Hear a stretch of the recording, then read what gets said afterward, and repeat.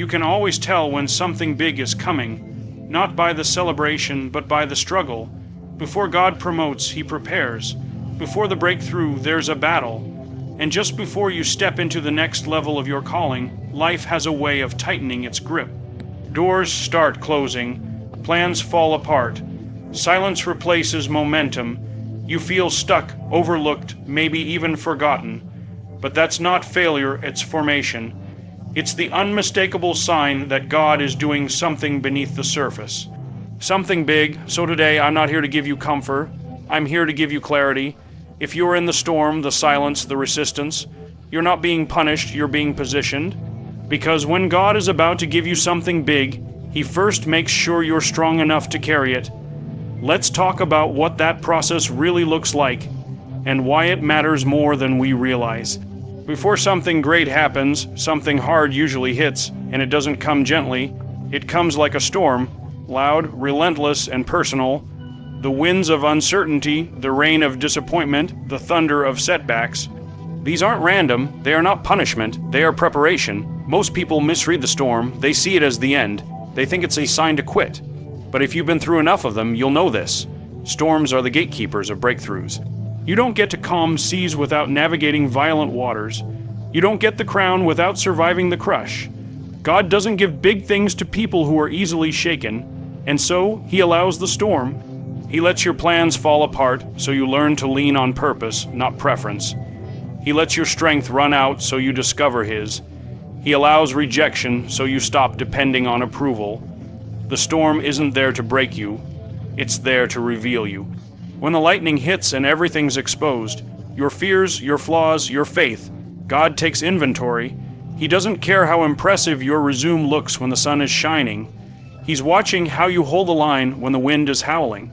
Are you steady? Are you still believing? Are you still moving forward when no one's clapping? Because the storm is where titles don't matter. The storm doesn't care about your degrees, your network, or your Instagram following. It strips you down to raw humanity, to grit, to obedience, to the kind of inner resolve that says, even if I don't see it yet, I'm not turning back. Every person who's ever walked into something great, into purpose, into calling, into impact, went through a storm first. And I'll tell you this plainly, if you are in one right now, it is not a coincidence. You're not being punished. You're being prepared. The size of the storm often matches the scale of the assignment. Look at the battlefield before the victory, the sickness before the healing, the confusion before the clarity, the empty bank account before the provision. That's not just life. It's divine pattern. It's heaven's training ground. But here's the part that most people miss. You don't get to choose when the storm ends. You don't control the timeline. You don't get to tap out early and still receive what was on the other side. You have to ride it out. Keep showing up, keep doing your job, keep trusting when you can't track the progress. Because in the storm, God is doing more than changing your circumstances. He's changing you. He's building resilience that success could never teach. He's forging strength that peace could never demand. He's preparing a vessel that can carry the weight of the blessing to come. And most people, they want the blessing, but they don't want the storm. They want the spotlight without the suffering. They want the breakthrough without the breaking. But that's not how it works. There's a kind of training that doesn't come with applause. No spotlight, no stage. No one cheering you on. Just you, the silence, and the slow grind of becoming. When God is getting ready to give you something big, He often pulls you into obscurity, not to punish you, but to prepare you. Because public power requires private depth, and depth isn't built in noise. It's forged in quiet, in the unnoticed routines, in the hours no one sees and the choices no one claps for. The silence is where you find out who you really are. When the calls stop coming, when opportunities dry up, when your prayers seem to bounce back unanswered, those aren't signs that God is absent. Those are signs that He's at work beneath the surface. Deep roots don't grow in chaos. They grow in stillness. It's in the silent seasons that discipline is formed. You learn to wake up early when no one's watching. You show up on time when no one's keeping score. You build endurance not for the applause, but because excellence is its own reward. You push through the mundane, through the repetition, through the fatigue, not because the world sees you, but because you know what you're becoming. There's a reason elite soldiers train in isolation. There's a reason the most effective leaders learn before they're ever known. There's a reason why some of the strongest foundations are laid in quiet places. You cannot fast-track strength. You cannot shortcut wisdom. You have to earn it in the quiet, in the slow, in the dark.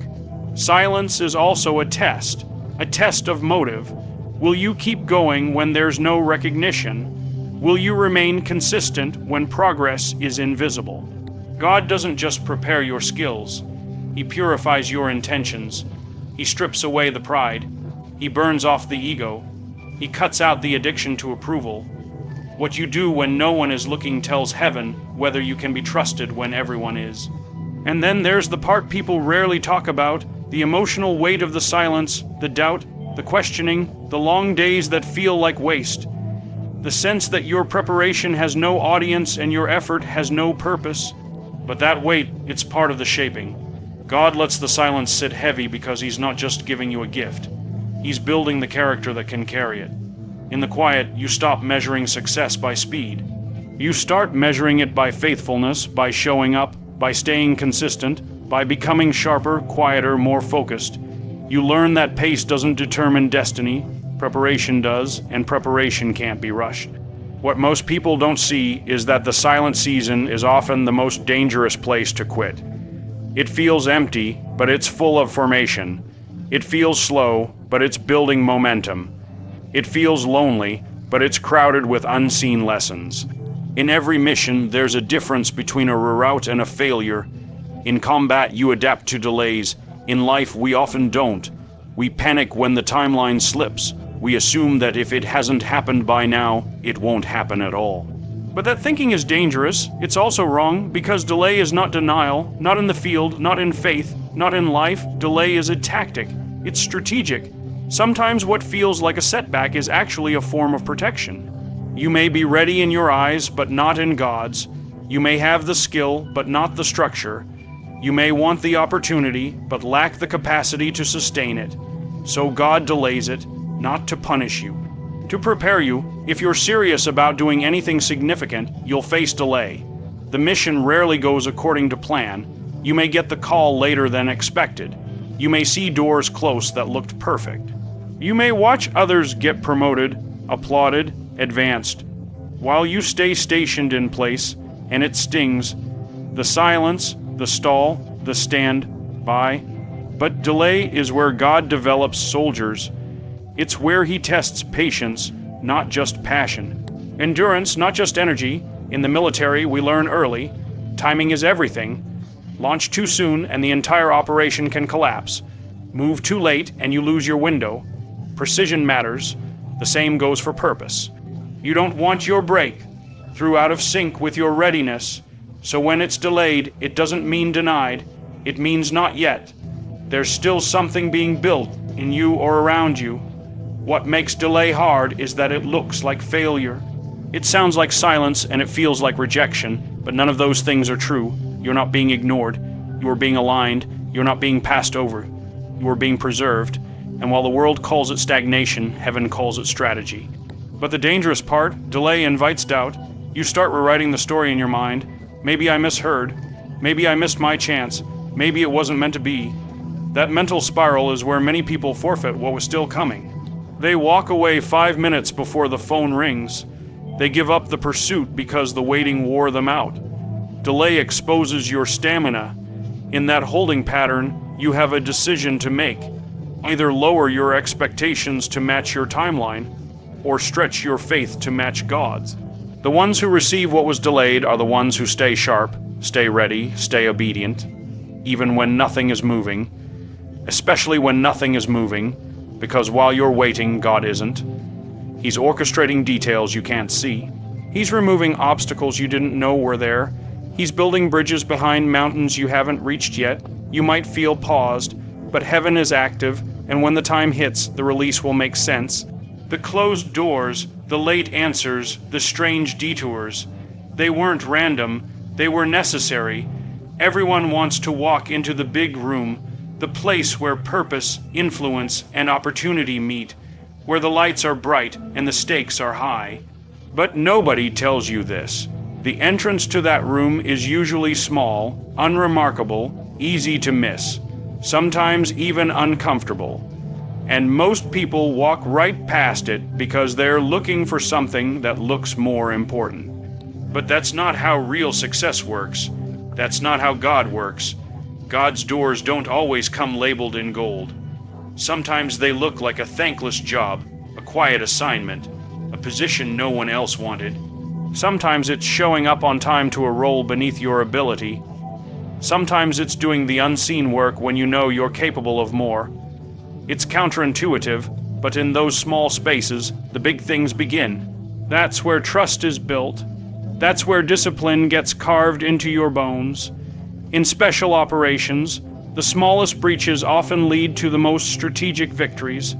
A narrow corridor, a forgotten entrance, a crack in the wall. The same is true in life. The small doors, those obscure moments of obedience and consistency, are where most missions start. You don't get to the top by crashing through windows. You go through the tiny door that tests your posture, your patience, and your pride. The problem is, our culture glamorizes instant access. It celebrates loud success and quick arrival. But most of the people who made it into the big room started sweeping floors, not cutting ribbons. They showed excellence in places that didn't demand it. They made discipline a lifestyle long before anyone was watching, and because of that, they were trusted with more. What you do in the small room tells God whether you're ready for the big one. If you cut corners in the small, you'll collapse under the weight of the large. If you compromise when no one's watching, you'll crumble when everyone is. That's why the small doors matter. They're filters. They sort out the ones who are chasing status from the ones who are built for substance. And make no mistake, those small doors are designed to humble you. You can't fit through them carrying ego.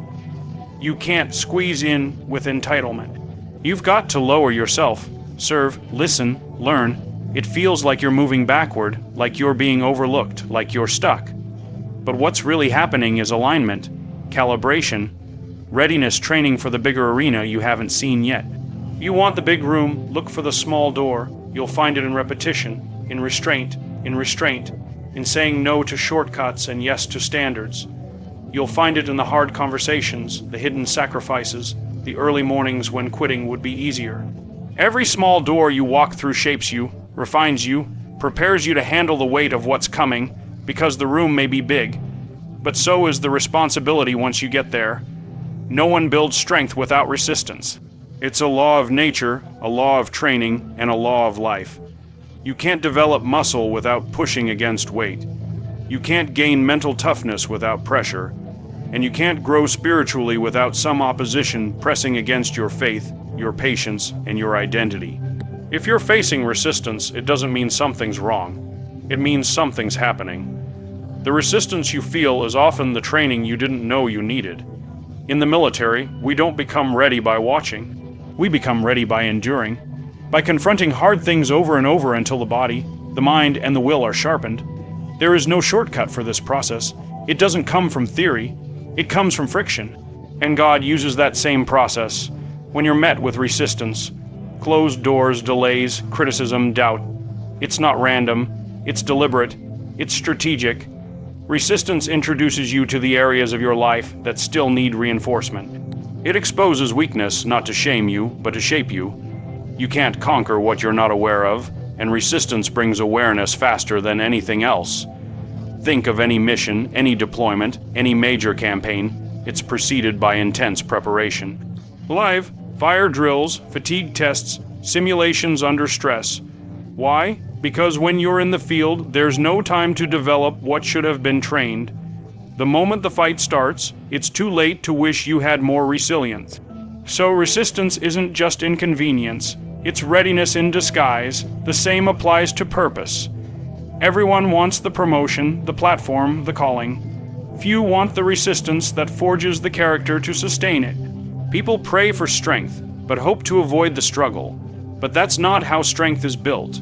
You can't command endurance without having endured. You can't lead others through fire if you haven't walked through your own. God allows resistance to test your grip, to stretch your limits, to prepare you for the weight of responsibility coming your way. Sometimes the resistance is external, people pushing back, systems resisting progress. Sometimes it's internal, doubt, fear, insecurity. Either way, it's meant to fortify you, not destroy you. The more you push through it, the more stable you become. There's something about resistance that humbles you. It reminds you you're not in control. It forces you to rely on something deeper than talent or charm. It strips away the fluff and reveals your core. And what's left after resistance is the part of you that can be trusted under pressure. And resistance doesn't always look like a battle. Sometimes it looks like monotony, like the same discipline repeated day after day with no visible reward, like waking up early to train when you'd rather sleep, like giving your best when the outcome is still uncertain. That's resistance too, quiet, unglamorous, uncelebrated resistance, and it builds something in you that applause never could. Readiness isn't built in the moment you're seen. It's built in the moment you're squeezed. In the tension, in the grind, in the testing ground where you learn how to stand, not just when it's easy, but when it costs you something to keep going. Purpose is not cheap, and calling does not come without a cost. The greater the assignment on your life, the more painful the preparation will be. This is a reality that doesn't make it into motivational speeches, but it's the truth. The higher the mountain you're meant to climb, the more pressure you'll feel at the base. The deeper the impact you're meant to make, the deeper the cutting required to prepare you. There is no shortcut around this.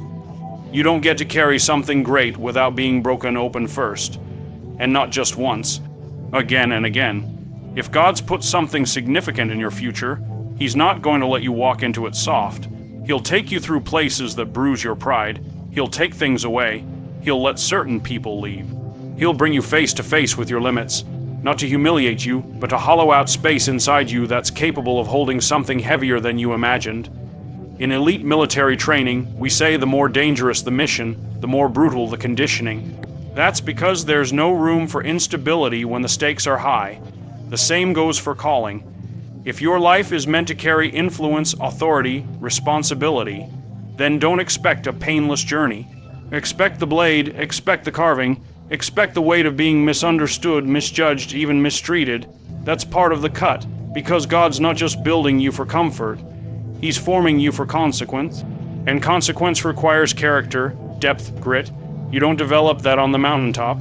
You develop it in the valley, in the fight, in the hidden places where no one's clapping and no one's helping, and quitting would be easier than pushing forward. The bigger the call, the more your ego has to die. The deeper the cut, the more self has to be stripped away. You don't get to carry something holy while being driven by pride. You don't get to speak with authority if you've never learned how to hold your tongue. You don't get to lead people unless you've been led through pain. That's the cut, and the cutting rarely makes sense in real time. It feels like punishment. It feels like failure. You start asking why certain things were taken, why certain doors didn't open, why the path is harder for you than it seems to be for everyone else. But that's the part most people miss. The deeper the purpose, the more intense the shaping. It's not personal, it's preparation. God cuts away what you don't need so that when the moment comes, you don't collapse under the weight of what you're meant to carry. You might not have chosen the cut, but the call chose you, and the bigger the call, the more refined the vessel has to be, because what's being formed in you isn't light, it isn't casual, it's not for entertainment or applause, it's weighty. It's holy, and it's going to demand everything you've got. When God is about to give you something big, He doesn't rush the process. He refines the person. Every storm, delay, quiet season, and moment of resistance is part of a divine training ground. The cuts you've endured weren't without purpose. They were proof of the weight you're being prepared to carry. So don't mistake pressure for punishment or delay for denial. Stay faithful in the small, stand strong in the silence, and embrace the resistance. Because when the door opens, and you'll walk through it ready, not just to receive the blessing, but to carry it with strength and purpose.